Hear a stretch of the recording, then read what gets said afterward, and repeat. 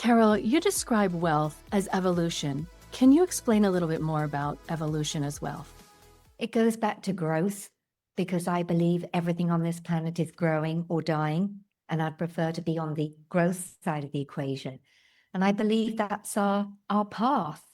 And I think we only have to look back to maybe our grandparents' days when they had a career for life or worked in a particular role for life. And then when that came to an end, they were told to retire.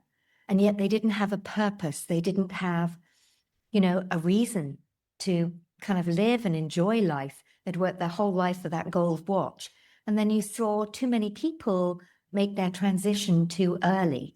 And so I believe, wealth is growing, exploring, and I've made it my mission to find different things that I love to do.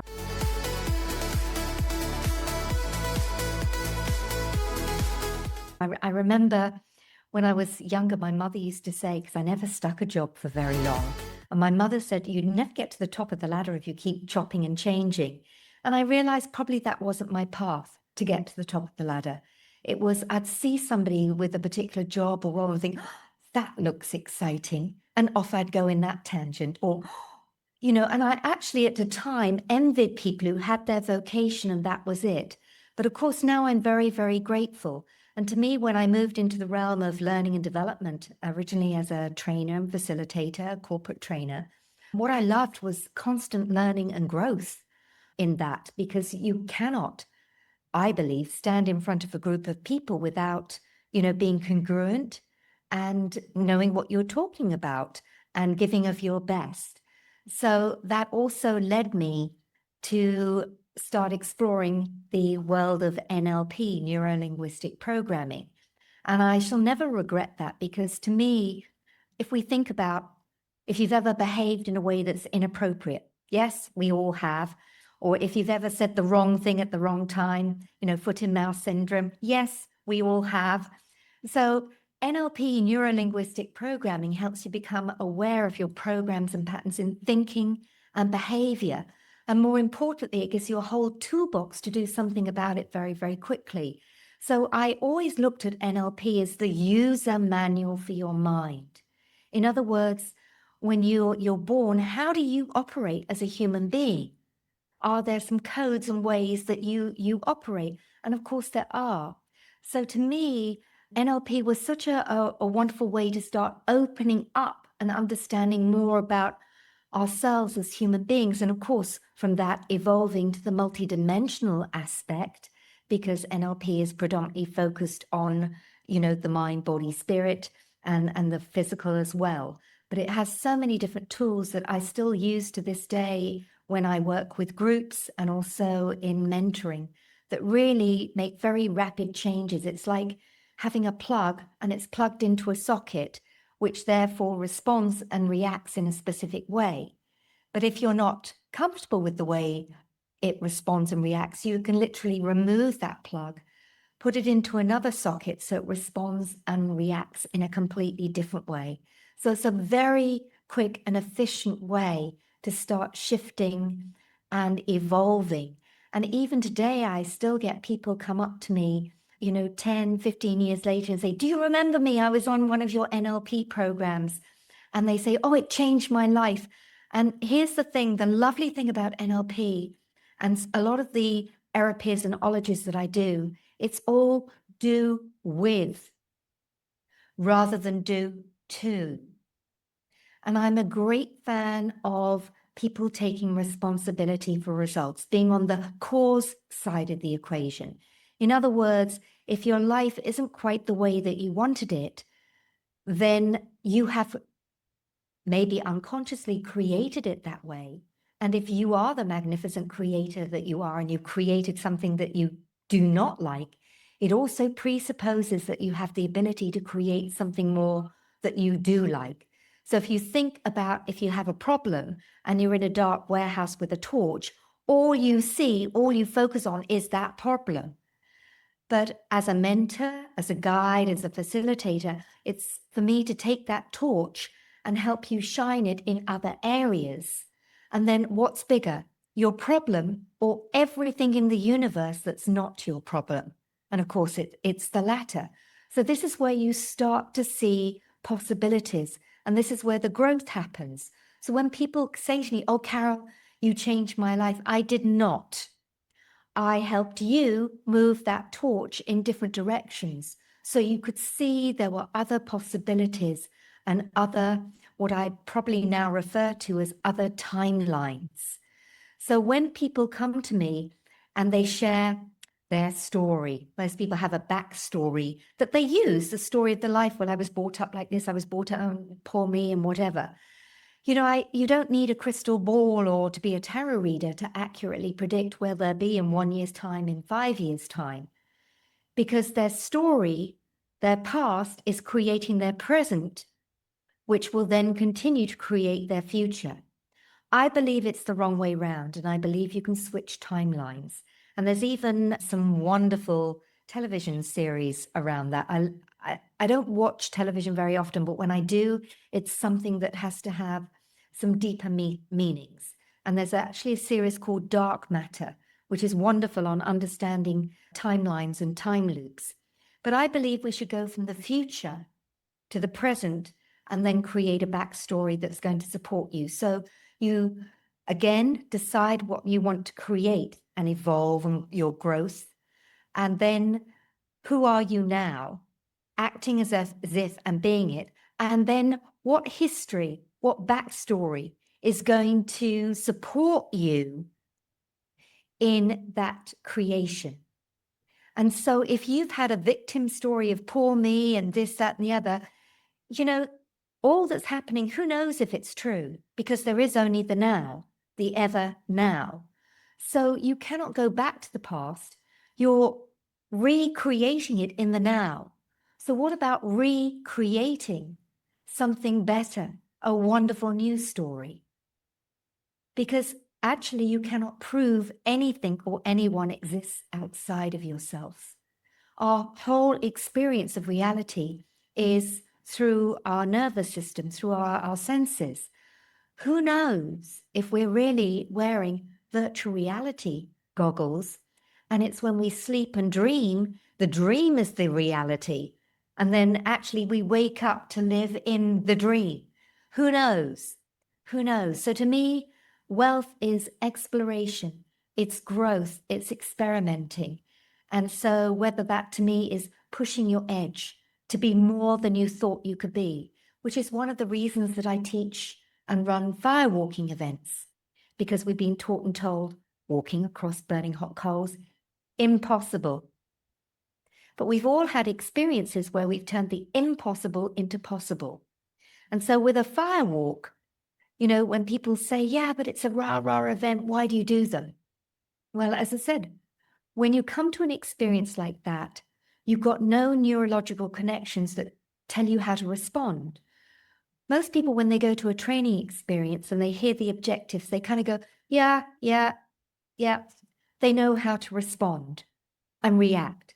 But when you come to a firewalking experience, you haven't got any neurological connections already wiring and firing that tell you how to respond and react. So what it does when you do walk across those coals unharmed, something you've been taught and told is impossible, it creates new neurological connections that beg the question, if I can do that, what else can I do in my life? If I can do that, what if I've been taught and told that it's impossible to heal myself? What if that's not true? What if I've been told and taught that it's impossible to set up my own business? I have to have, a regular income. What if that's not true? So it starts opening the door to new possibilities, to explore different timelines. This is your wealth. This is your gift as a human, the opportunity to evolve and move into different spaces and places. And Christina, don't you think we're very lucky in this time and space that we live to explore many different areas, as you're doing right now as a beautiful role model? It's incredible what you're talking about, because I almost feel like it's the child that we come here as. And we have no perceptions. That's why the child will touch the hot and learn, oh, is it, without being told, okay, this is what it feels like. Now I understand. There are no boundaries to the child's mind, and the constant exploration and invitation to understand what is this consciousness that we are existing in. And I love it because for me, I've always lived in this creative place and allowed myself to see and think and do. It's interesting, just as you said, we are put into schooling and we're taught a certain set of beliefs. And how long does it take so many people to come back out to start exploring that child mind again of saying, well, this is what I thought. And this are the unbeliefs, so to speak, of what people were telling me. So why can't I step back into it? And it's beautiful that you're allowing people by your life's work and your role modeling as well to say, you can get back into that, because there's so many levels of us that we forgot about from that young child who was saying, who am I? Beyond what my parents gave me as beliefs, but who are we really? I love And that. creating a new story. And I'm reminded just before we started this, you were sharing that the picture on the wall behind you that your mother did, it's cross stitch and it's got different dance shoes. And of course, you don't want to dance the same dance every single time. So you change shoes and you do a different dance. Isn't that life? And we have the ability to, Christina, often people ask, what's my life purpose? They want their life purpose. And again, we live in such beautiful times that I always think, well, what's your purpose for now? For this, maybe this year or next year? Because we have the opportunity to explore, to shift, to put on a different pair of dance shoes and dance a different dance. Absolutely. You just brought one moment to my mind, because not only is it looking out for the year, for my life, for the moment, but sometimes it is just in that moment. I have to share this story because it's what's coming to me at this moment. My father had just passed away in the hospital. I came out the front door and this woman is crying, and I stopped and I turned. And she said, I don't know what's going on. My father just went in the hospital and they believe he had a stroke, which my father had had 3.5 years previous. All the pain and all the suffering that he went through for the last 3.5 years had ended. And I saw that she was at the beginning of this journey. And I hugged her, even though I literally had just lost my father in the last hour. I hugged her because it was almost as if passing the torch, in the sense of, I know what you're about to go through. And in the end, as much as you're going to learn, you're still going to be okay, because life is about learning. And this is a beautiful journey that we're on when we can step back and see all the things that are being offered to us when we open up that consciousness. And also how beautiful to witness and be present as another person or another spirit makes their transition.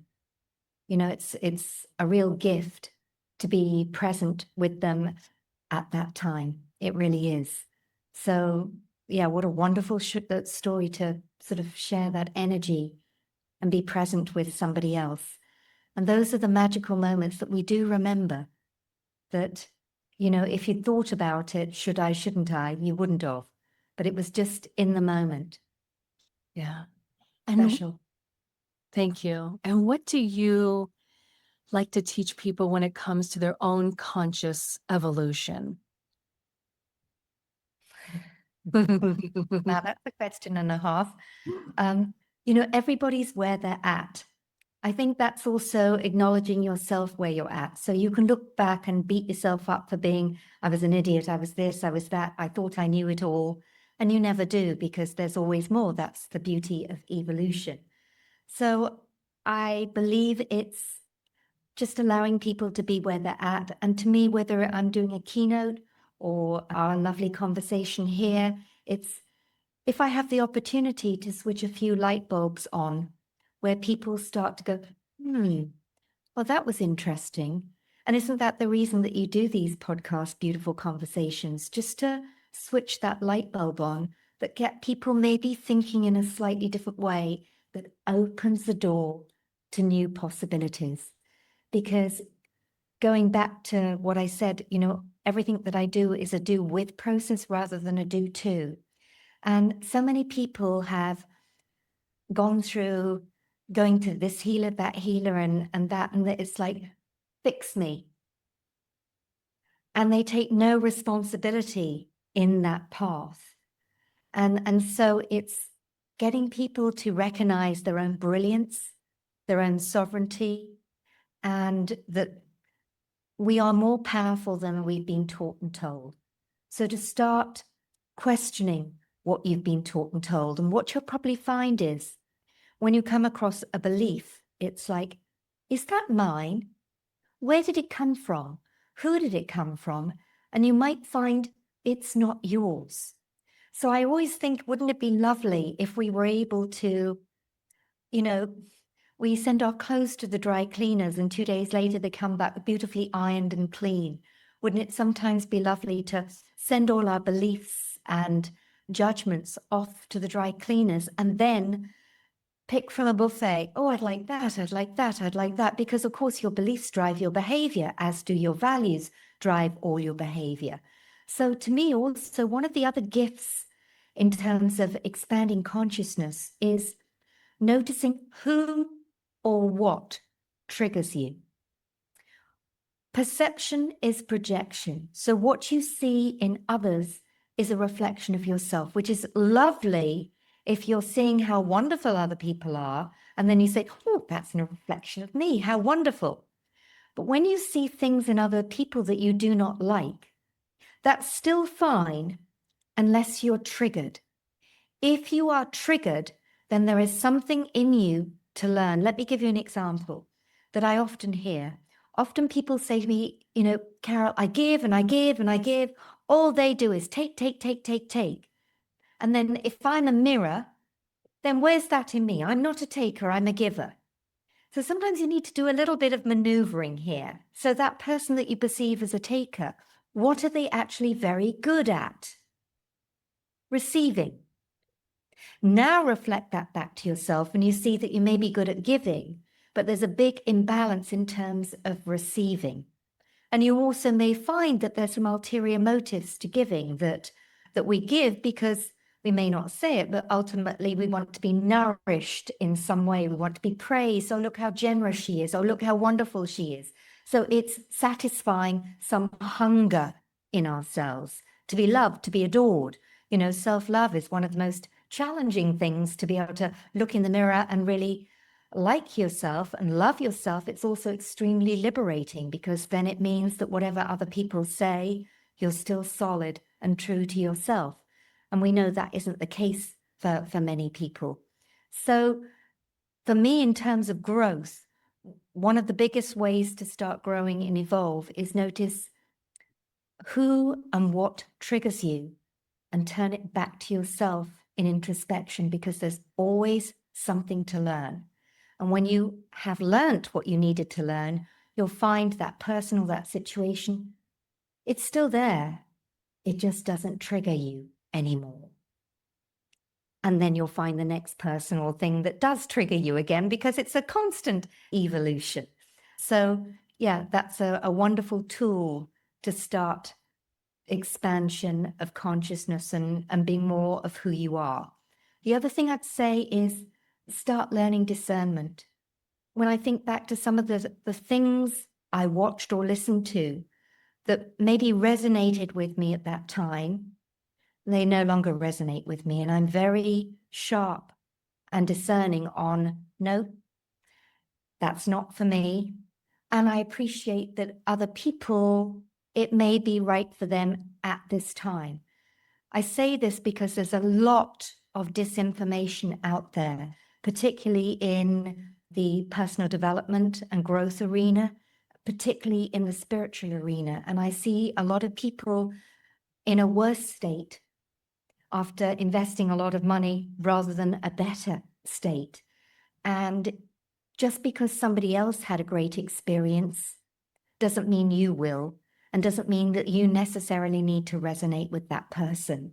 So this is where, as you repair your DNA, as you evolve, as you bring in more of that stream of consciousness, your discernment, or as I like to call it, your bullshit meter, goes up exponentially. And you can see through it all, allowing yourself to trust yourself and not be swayed by what everybody else is doing and saying. In just a short, to that note, the distraction that those people cause, and the time toilet of waste that negativity can bring you into. I love that phrase, the time toilet of waste. I'm going to use it.